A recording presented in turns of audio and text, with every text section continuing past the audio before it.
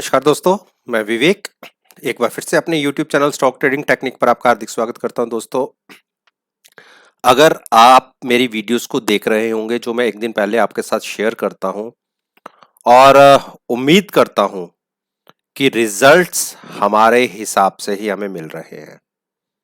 तो कल जो मैंने वीडियो आपके साथ शेयर की थी इन निफ्टी 50 इंडेक्स के 10 जो दिग्गज शेयर्स हैं जिनकी निफ्टी 50 इंडेक्स के अंदर अच्छी वेटेज है, उसका लिंक मैंने नीचे डिस्क्रिप्शन बॉक्स में दिया है।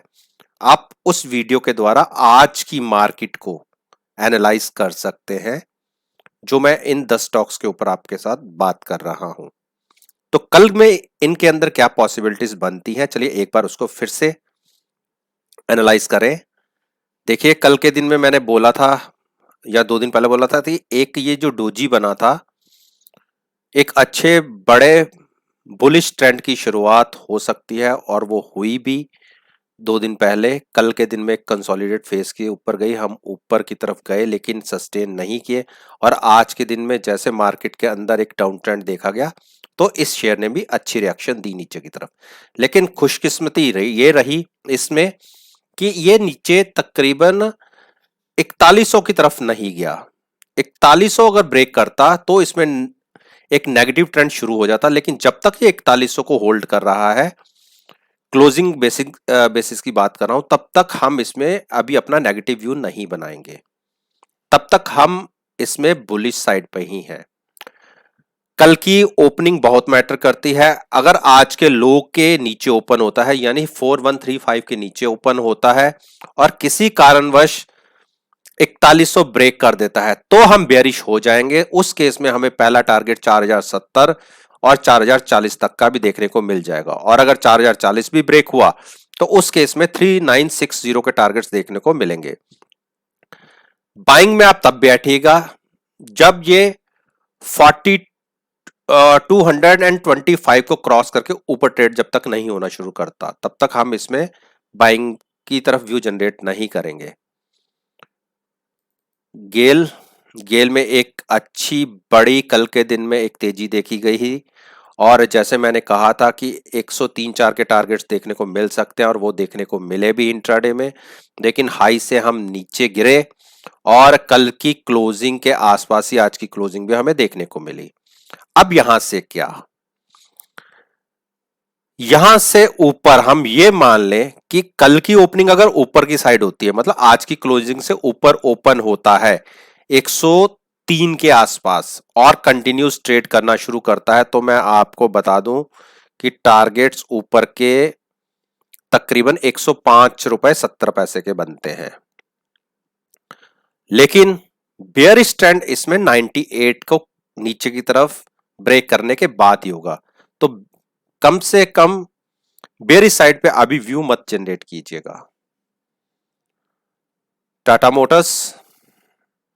मोटर्स ने आज एक जो क्लोजिंग है बहुत ही क्रूशियल लेवल पे दी है।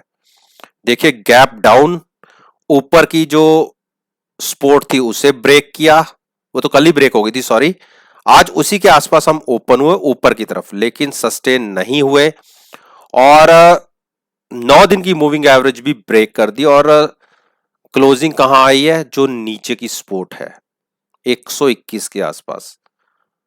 कल अगर ये ब्रेक हो जाता है नीचे की तरफ और सस्टेन करना शुरू करता है तो आप नीचे के घर देखिएगा 118, 117, 110 भी देखने को मिलेंगे और बेरिश हुए तो हम 103 तक भी गिर सकते हैं। बाइंग की सोचिएगा जब 126 क्रॉस होके यूपर ट्रेड करना शुरू करेगा, तब आप बाइंग की सोचिएगा, अदरवाइज बाइंग की तो अभी कम से कम मत सोचिएगा। यूपीएल एक दायरे के अंदर है, लेकिन बहुत अच्छी बात है पिछले 10 दिन से अपनी 9 दिन की मूविंग एवरेज को होल्ड कर रहा है, लेकिन ऊपर की जो इसको रेजिस्टेंस मिल रही है वो क्रॉस नहीं कर पा रहा। तो एक ट्रेडिंग रेंज के अंदर है, तकरीबन हम ये कह सकते हैं 20 पॉइंट की ट्रेडिंग रेंज है, उसके अंदर उस दायरे के अंदर है। तो अब इसमें कोई कैसे ट्रेड लेगा? अगर तो ये 409 क्रॉस करके ऊपर ट्रेड लेना शुरू करे तो इसमें बाइंग बनेगी और अगर 486 नीचे ब्रेक करता है तो इसमें सेलिंग बनेगी।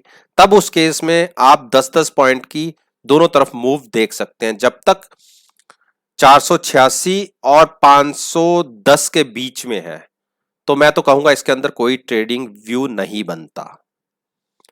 आईओसी इंडियन ऑयल कॉर्पोरेशन अच्छी बड़ी मूव और क्लोजिंग बहुत अच्छे लेवल पे आई है, बहुत अच्छे लेवल पे क्लोजिंग है। कल की ओपनिंग देखिएगा, अगर 90 क्रॉस करके ऊपर ट्रेड होना शुरू होता है तो 89 का स्टॉप लॉस लगा के आप बाइंग में बैठिए। 4 रुपए तक की अपसाइड मूव देखने को मिल सकती है। शॉर्ट 87 ब्रेक होने के बाद लीजिएगा, उस केस में आपको 85 83 के टारगेट्स देखने को मिलेंगे। हीरो मोटोकॉर्प एक दायरे में फंसा हुआ है, यहां मैं कहूं कि यहां अभी व्यू नहीं बनता बाइंग का। बाइंग 3020 क्रॉस करने के बाद बनती है। अगर क्लोजिंग बेसिस के ऊपर 3020 क्रॉस करके बंद हो जाए तो इसमें एक बाइंग की अपॉर्चुनिटी ऊपर की तरफ तकरीबन 150 पॉइंट की मिलेगी, और नीचे की अपॉर्चुनिटी आपको तब मिलेगी जब 2860 ब्रेक हो जाता है और नीचे ट्रेड करना शुरू करता है। उस केस में आपको नीचे की तरफ तकरीबन 100 पॉइंट्स बहुत स्पीड से देखने को मिलेंगे। 2785 तक हम नीचे गिर सकते हैं। टाइटन टाइटन ने आज कल के दिन में कोशिश की थी, क्लोजिंग नीचे की आई और आज तो गैप डाउन खुले, और लेकिन गनीमत ये रही कि इसने 1115 को होल्ड कर लिया। अगर 1115 किसी कारणवश ब्रेक हो जाता, नीचे ट्रेड करना शुरू करता, तो उस केस के अंदर आप ये मान लीजिए कि हम वीक हो जाते और एक कल के दिन के हिसाब से 1100 का एक टारगेट बनता नीचे की तरफ, और अगर वो भी ब्रेक हो जाता तो 1080 1070 के टारगेट्स देखने को मिल जाते। टीसीएस कंटिन्यूस एक बेयरिश ट्रेंड के अंदर, और फिर आज की क्लोजिंग हमारी उम्मीद के विपरीत आई। जो क्लोजिंग हम नहीं चाहते थे वो आज के दिन में हमें देखने को ली, और 2253 की एक जो जितनी मूविंग एवरेज थी, क्रूशल मूविंग एवरेज थी, उसके नीचे ब्रेक आई है। तो अगर हम कल 2250 के नीचे ट्रेड करना शुरू किया हमने और उसी प्राइस के हम नीचे सस्टेन करते रहते हैं तो 60 पॉइंट्स टीसीएस बहुत तेजी से खो देगा। बाइंग में अभी कोई अपॉर्चुनिटी दिख नहीं रही। 2270 के ऊपर ट्रेड करना शुरू करे, प्राइस 2280 के ऊपर क्रॉस करे, तब 10 रुपए का स्टॉप लॉस लगा के बाइंग में बैठ सकते हैं, लेकिन बाइंग का ट्रेड रिस्की होगा। अब हम बात करते हैं मारुति ने, देखिए जो मैं आपसे कह रहा था, ऊपर 7010 की एक इसको रेजिस्टेंस मिलेगी। पिछले 3 दिन से ये 7010 क्रॉस नहीं कर पाया। हाँ, मैं ये मानता हूं आज निफ्टी में अच्छी बड़ी फॉल देखी गई, उसके बावजूद भी ये अपनी कल की क्लोजिंग के आसपास ही क्लोज हुआ। तो ये रैली एक शॉर्ट कवरिंग रैली थी। अब अगर ये ऊपर की तरफ क्रॉस नहीं कर पाया किसी कारणवश और यहीं से इसके अंदर डिक्लाइन देखी गई, तो इसको सपोर्ट नीचे की तरफ देखने को मिलेगी 6860 की।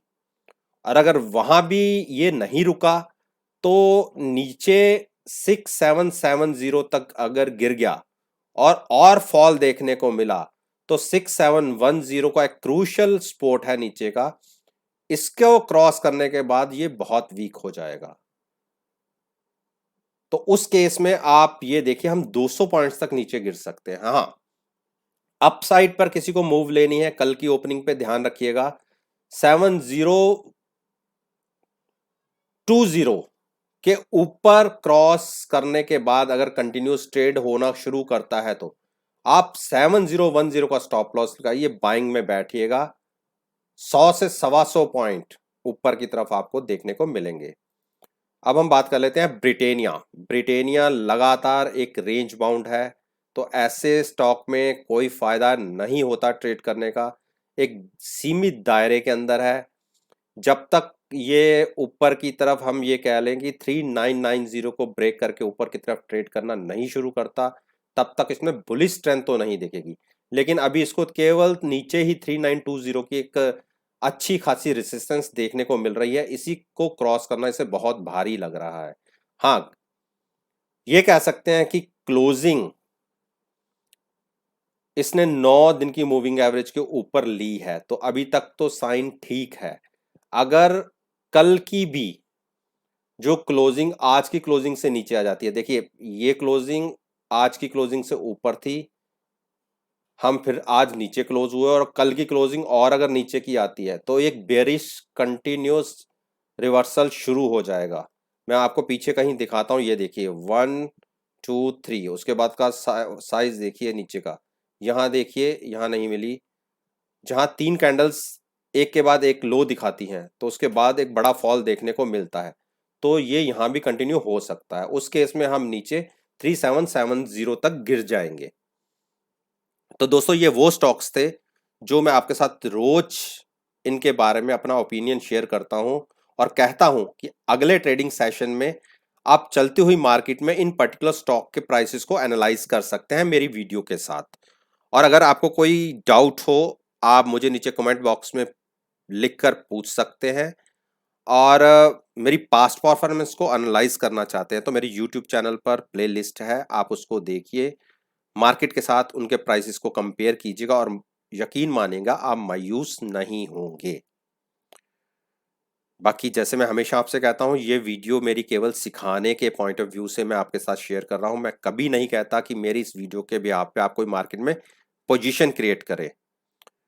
अगर वीडियो पसंद आए लाइक कीजिए, सब्सक्राइब कीजिए और बेल आइकन का बटन प्रेस करना मत भूलिएगा, जिससे नोटिफिकेशन डायरेक्टली आप तक टाइमली पहुंच सके। इसी बात के साथ मैं आपसे विदा लेता हूं और एक नई वीडियो के साथ फिर से आपके सामने आऊंगा। तब तक के लिए धन्यवाद। Take care and have a nice day.